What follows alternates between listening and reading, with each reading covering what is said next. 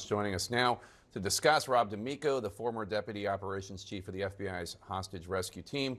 So thank you so much for joining us. Meade is a documented gang member with ties to the area Knights. We just heard gangs like that pose a daily threat to law enforcement around the country. What can you tell us about this group in general, and what role do you think members may have played in this escape plot? Well, it's an active prison gang, and as soon as you get into the prisons, you have all different kinds of gangs in there, based on Hispanic gangs, you have black gangs, you have white gangs, and some people join it just for protection. They're not really hardcore gang members. They join it in order to protect themselves from the other gangs. But then you have like these guys, hardcore. They met in there, and I'm sure they started planning it in there. And when one got out, he continued probably with his group. I'm surprised they actually got caught so quick, but it was a violent encounter.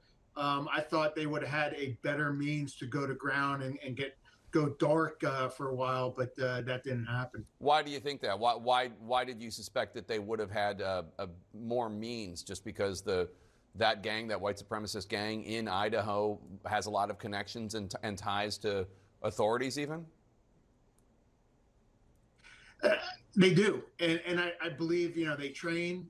There's lots of military camps up there where they train and they plan things. They picked this time for their choosing. You would have thought they had things laid out a bit different, that they could again go dark, get out from society to a point.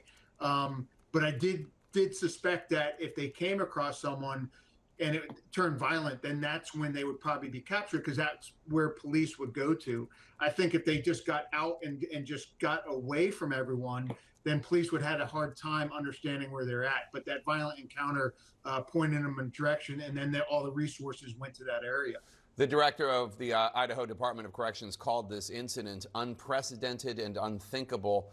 How can authorities prevent something like this from ever happening again? Because obviously this could have resulted, I mean, it's a horrible story no matter what, but it could have been even worse. Yeah, it is one of the more daring, bold. It reminds me of when they tried to land a helicopter down in Miami to bring a cartel guy out. It's so bold in doing a shootout at a hospital. I think doing it in the middle of the night with the guard force, that probably wasn't understanding. The one guy had gotten, he escaped from a juvenile detention center before, and some of the things going on. It's one of those complacency kills to a point where you just think something's happening. You go through the motions, and you don't understand that people have planned that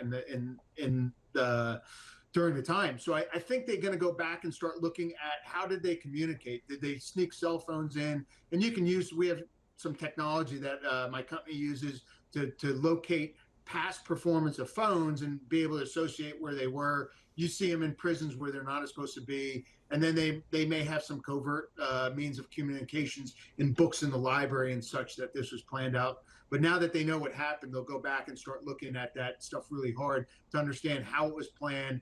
And I think anytime something like this happens, then you go back and people are more suspect of it than when they're doing things, that they'll understand that there is no complacency when you're dealing with these folks. Yeah. Rob D'Amico, thank you so much for your time and expertise.